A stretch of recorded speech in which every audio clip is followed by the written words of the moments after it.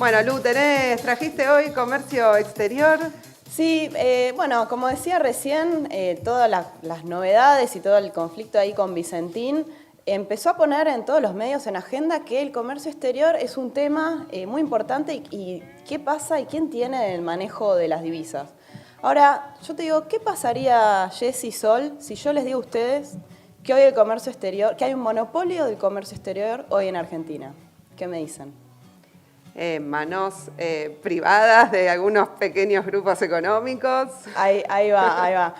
Parece que no, pero hay un monopolio Claro. hoy en día, porque si bien estrictamente no es un solo exportador, está el comercio exterior concentrado en unas muy poquitas empresas, ¿no? Entonces, son tan pocas estas empresas que participan de las exportaciones y también de las importaciones, que es prácticamente como si fuese un monopolio.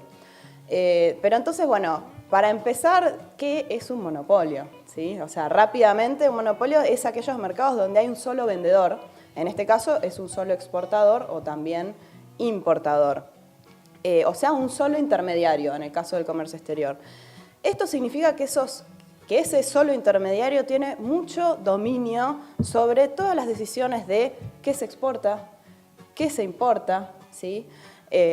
Cuánto de eso hay que importar, cómo hacer para que esas exportaciones no afecten a la población en el país. Por ejemplo, si hay un bien o un producto que es muy necesario acá, pero que lo estemos destinando para exportar, por ejemplo. Bueno, ¿quién toma todas esas decisiones? Los precios también. Y sobre todo los precios de esos alimentos, ¿no? O sea, uno muy paradigmático es el tema de la carne. Claro. ¿No? La carne está muy cara y sin embargo, no les digo la soja porque casi acá no se consume. No, la harina quizás, que O la harina. es parte de productos muy básicos, bueno, el pan. Claro, las dos cosas. La harina, la carne, son productos que son caros hoy en el mercado interno, pero sin embargo hay decisiones ahí que se están tomando en muy pocas empresas.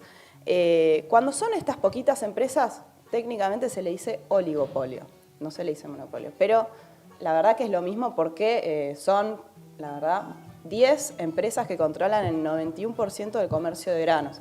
O sea, en realidad si uno mira todas las empresas que exportan, no solo el comercio de granos, también te vas a dar cuenta de que son algunas decenas que controlan casi todo el comercio exterior.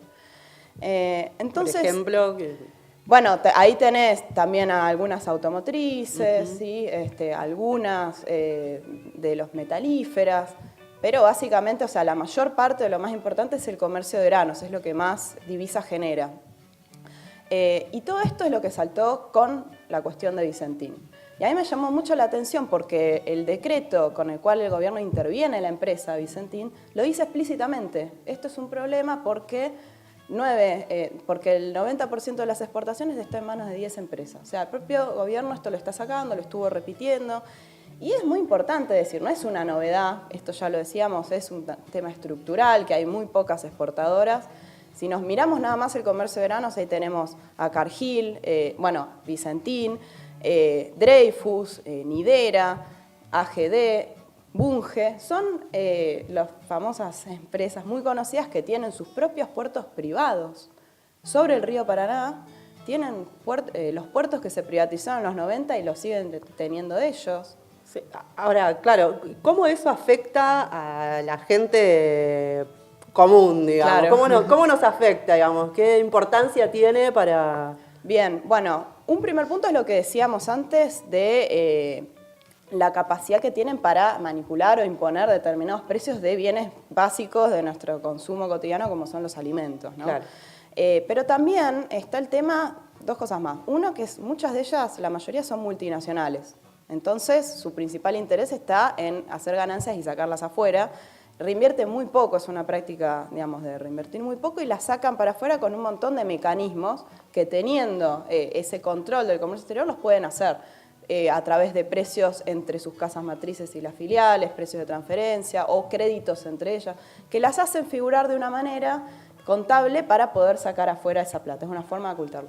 Pero también las empresas nacionales, y esto es lo que se vio con Vicentín y es un escándalo, claro, porque el gobierno dice, esto que hace Vicentín lo hacen todas, y pasa. ¿Cómo qué? Evadir impuestos, ¿no? Es que la triangulación de que hacen como si un montón de soja se se embarque desde Argentina, pero figura como que está saliendo desde Uruguay o desde Paraguay, ¿no? Entonces no pagan retenciones, no pagan impuestos, y de esa manera también fugan plata a paraísos fiscales, ¿no? Toda esta es plata que sacan afuera y que se controla muy poco o no se controla nada. Ellos mismos declaran los precios con los que eso sale. Entonces, es una sangría de divisas muy importante que nos afecta a todos nosotros directamente y también indirectamente porque cuando faltan divisas es un problema para toda nuestra economía. Claro. Para crecer, para que haya más empleo. Entonces, y una cosa más que me está acá chequeando, el control de las divisas también hace que estas pocas empresas puedan presionar sobre el tipo de cambio. Y eso es muy importante para nuestro salario. O sea, ¿cuánto cuesta comprar dólares? Ellos tienen mucha presión porque dicen, mira, ¿sabes qué? No vendo ahora, no las liquido ahora, lo retengo para cuando el dólar esté más caro, entonces gano más. Y eso a nosotros nos afecta, ¿sí? Es una presión para que se devalúe nuestro salario en dólares también.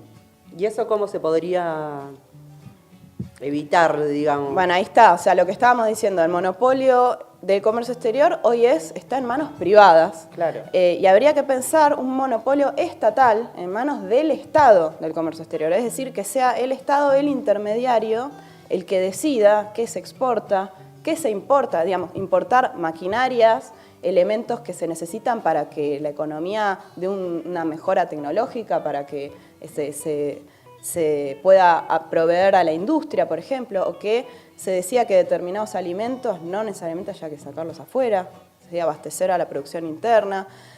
Cuánto se va a destinar, por ejemplo, a la molienda de harinas, de aceites. Bueno, todo eso podría estar en manos... Y evitar la fuga también, ¿no? Y evitar todas estas maniobras, claro, la fuga de porque capital. justamente lo que vos decías es toda plata, o sea, son riquezas que se producen en el país, que terminan yéndose afuera, entonces no se reinvierte y termina agudizando la dependencia y el atraso del país con los capitales internacionales.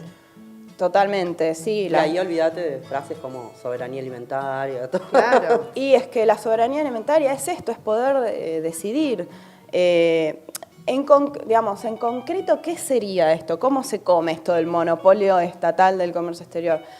No es una cosa es una cosa que hay experiencias internacionales, incluso acá en nuestro país tuvimos un acercamiento a esta idea a través de lo que fue el IAPE, el Instituto Argentino para la Promoción del Intercambio en los años 40, donde el gobierno de Perón avanzó en formar este organismo que era el que compraba los granos a un precio interno, los granos y otros productos, y después los exportaba o decidía qué cupos iban a producir aceite, a producir harina, o cuántos iba a dejar para el mercado interno. Entonces, estas decisiones, sobre todo la diferencia de precios, hacía que el Estado pudiese hacerse de una masa de recursos importante. Y aparte el IAPI no solamente era comercial, también tenía operaciones financieras, operaciones de importación de bienes, para importar estos bienes, de dar subsidios. Eso igual estamos hablando de... Claro. Esa es una cuestión que dicen, bueno, pero esto es de otra época, ahora no se puede, el comercio mundial cambió, ¿no? Pero operativamente, o sea, técnicamente no hay una dificultad en implementar un organismo estatal que se encargue de eso. Lo que tenemos es una decisión política de hacerlo. Tiene que haber una voluntad política de tocar estos intereses de esas multinacionales. Y que sabemos que siempre reaccionan también, ¿no? Del otro lado, como lo estamos viendo ahora, que no quieren que se les toque ni un pedacito de su tierra, ni de su puerto, ni de nada. Exacto, siempre reaccionan y además para eso vos necesitas una fuerza que pueda imponer una medida así. Eso implica también una necesidad de organizar una fuerza social que pueda llevar adelante esta medida, como otras que son muy necesarias en este momento, sobre todo de esta crisis. Ahora, a mí lo que me parece importante es esto, digamos, me preguntaban ayer, bueno, pero ¿cuánta plata podríamos tener con el IAPI? Con un organismo similar al IAPI o con un control estatal del comercio exterior. Y la verdad que es un montón de dinero, y no solamente recursos, sino que estamos hablando también de soberanía de esos recursos, de esa decisión. También me decían, bueno, pero ¿y las retenciones? ¿El Estado va a estar de los dos lados del mostrador? ¿Cómo es eso? Acá directamente no serían necesarias retenciones, porque ahí lo que vos vas a tener es, controlando el comercio exterior, la posibilidad de acaparar muchos más recursos incluso de las retenciones. Yo recién estaba mirando el año pasado, aproximadamente con los recursos de las retenciones se recaudó el 7% de los recursos tributarios, que es poquito. O sea, en realidad se podría tomar una mayor parte de esa renta de la tierra que hoy se están quedando, no solamente divisas, sino esa renta de la tierra que tiene Argentina que se están quedando en gran parte estos exportadores. O sea que el modelo, ¿cuál sería? ¿Sería el modelo del IAPI, digamos, para vos? Claro, aunque, digamos, ahí yo diría que hay unos ciertos límites, ¿no? Porque estaba por acá.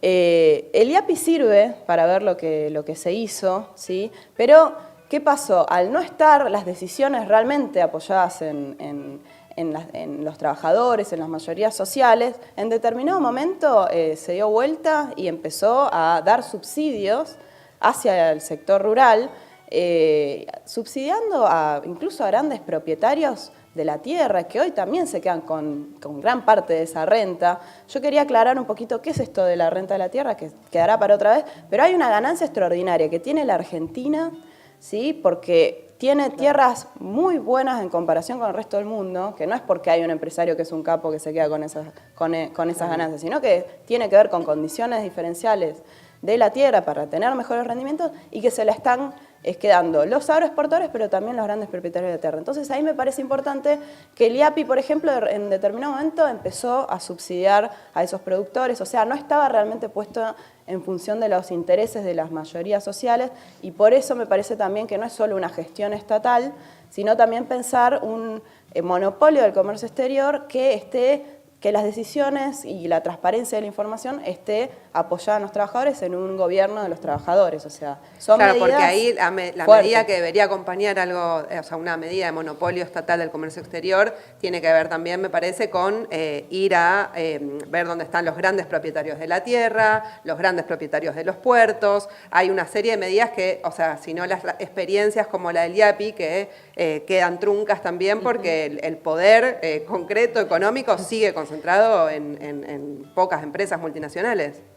Claro, Jessy, por eso me parece importante decir esto. Hay que avanzar también con la gran propiedad de la tierra. Tiene que ver con decidir, bueno, qué pasa, quién tiene esas divisas, quién tiene el control de esos recursos y una medida, digo, yo para ir cerrando, no hay recetas mágicas, o sea, no es que la economía decís, bueno, agarrás esto, la implementás y es mágico. Es un conjunto de medidas que hay que pensar, como vos planteás, para dar una solución a esta crisis.